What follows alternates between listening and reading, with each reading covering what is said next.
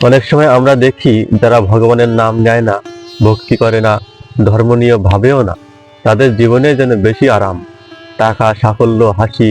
আর যারা ভক্তি করে, নিয়ম মানে, এটা দেখে প্রশ্ন আসে, ভগবান কি অভক্তদের বেশি ভালোবাসেন? উত্তরটা খুব সূক্ষ্ম। অভক্তরা যা চায় ভগবান তাই দেন। অভক্তদের চাওয়া খুব স্পষ্ট, টাকা, ভোগ, আরাম, নাম, যশ। ভগবান বলেন, তুমি যা চাও তাই নাও। কারণ তারা ভগবানের কাছ থেকে আত্মিক কিছু চায় না, তাই ভগবান তাদের এই দুনিয়ার সুখ দিয়ে দেন। কিন্তু এই সুখ ক্ষণস্থায়ী, ভাঙ্গনশীল, সময়ের সাথে শেষ হয়ে যায়। ভক্তদের বাইরে থেকে কষ্ট মনে হলেও সেটা আসলে কষ্ট নয়। বাইরের মানুষ দেখে বলে, ওর জীবনটা খুব কষ্টের, সব দিক থেকে চাপ, ভগবান মানে, তবু সুখ নেই। কিন্তু তারা একটা জিনিস বোঝে না, ভক্তের কষ্ট দেখতে কষ্ট, ভেতরে কিন্তু সেটা কষ্ট নয়। ভক্তের চোখে জল থাকতে পারে, কিন্তু হৃদয়ে থাকে শান্তি। ভক্তের জীবনে অভাব থাকতে পারে, কিন্তু ভেতরে থাকে ভরসা। ভক্ত জানে এই পরিস্থিতি তাকে ভাঙছে না, তাকে গড়ে তুলছে। যে কষ্ট মানুষকে হিংসুক বানায় না, অহংকারী বানায় না, ভগবানের উপর সন্দেহ করায় না, সেটা কষ্ট নয়, সেটা শুদ্ধি।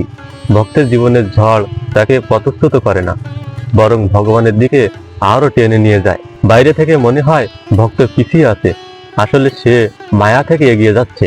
ভক্ত জানে যে হাত তাকে আঘাত দিচ্ছে বলে মনে হয়, সে হাতটাই তাকে আগলে রেখেছে। ভক্তের কষ্ট চোখে পড়ে, কিন্তু ভক্তের শান্তি চোখে পড়ে না।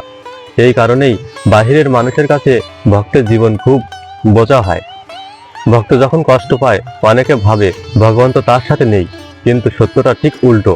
শাস্ত্রে বলা আছে, ভক্তের জীবনে যে কষ্ট আসে তা নতুন শাস্তি নয়, তা পূর্বজন্মের বা পূর্বকৃত পাপের শেষ হিসাব। ভগবান ভক্তকে কষ্ট দিয়ে ভেঙে ফেলেন না, ভগবান ভক্তকে কষ্ট দিয়ে মুক্ত করেন। যে পাপের ফল ভয়ঙ্কর যন্ত্রণা হয়ে আসতো, ভগবান সেটাকেই হালকা দুঃখে পরিণত করে দেন। এটাই ভগবানের অপরিসীম দয়া।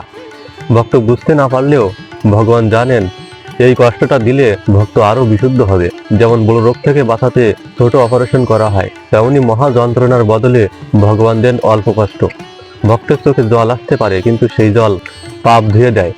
একটা গভীর সত্য, যে কষ্ট মানুষকে ভগবানের কাছ থেকে দূরে নেয় সেটা শাস্তি, আর যে কষ্ট মানুষকে ভগবানের দিকে টেনে নেয় সেটা কৃপা।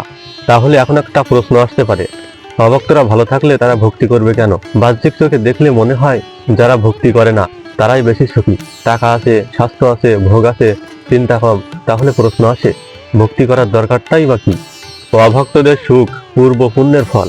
শাস্ত্রে স্পষ্ট আছে, অভক্তদের যে সুখ আমরা দেখি তা ভক্তি না করার ফল নয়, তা হলো পূর্বজন্মের সঞ্চিত পুণ্য ফল। যেমন ব্যাংকের টাকা নতুন আয় না করেও কিছুদিন ভালো থাকা যায়, কিন্তু একদিন না একদিন অ্যাকাউন্ট ফাঁকা হবেই। ভক্তি না করলে পুণ্য জমে না। অভক্ত যতই সুখী হোক, সে নতুন পুণ্য সঞ্চয় করে না, তার সুখ আস্তে আস্তে শেষের পথে যায়।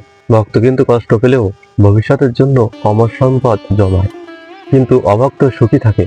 ভগবান কিন্তু হস্তক্ষেপ করেন না, ভগবান অভক্তকে বাধা দেন না, কারণ সে ভগবান চায়নি। শাস্ত্রে বলা আছে, যে আমাকে চায় না আমি তার জীবনে জোর করে ঢুকি না। এটা দয়া নয়, এটা নির্লিপ্ততা। ভক্তের কষ্ট মানে ভগবানের নজর ভক্তের জীবনে। ভগবান নজর রাখেন যেখানে ভুল সেখানে শোষণ, যেখানে অহংকার সেখানে ভাঙন। ভক্তের কষ্ট মানে ভগবান এখনো হাত ছাড়েননি। তাহলে অভক্ত ভক্তি করবে কেন? কারণ ভক্তি শুধু সুখ পাওয়ার জন্য নয়, শুধু টাকা পাওয়ার জন্য নয়। ভক্তি হলো ভয় কাটার জন্য, জন্ম মৃত্যু চক্র থেকে বাঁচার জন্য, ভেতরের শূন্যতা ভরানোর জন্য, ভগবানের সাথে সম্পর্ক গড়ার জন্য। সবচেয়ে বড় সত্য, যে মানুষ শুধু ভালো থাকার জন্য ভক্তি করে সে ভক্ত নয়, ব্যবসায়ী। ভক্তি করা হয় যখন বোঝা যায় এই দুনিয়ার সুখ চিরস্থায়ী নয়, কিন্তু ভগবানের আশ্রয় চিরন্তর। হৃদয় বিদারক শেষ কথা। আজ অভক্ত হাসছে, ভক্ত কাঁদছে, কিন্তু একদিন ভক্ত হাসবে আর অভক্ত প্রশ্ন করবে, আমি কেন সেদিন ভক্তি করিনি? হরে কৃষ্ণ।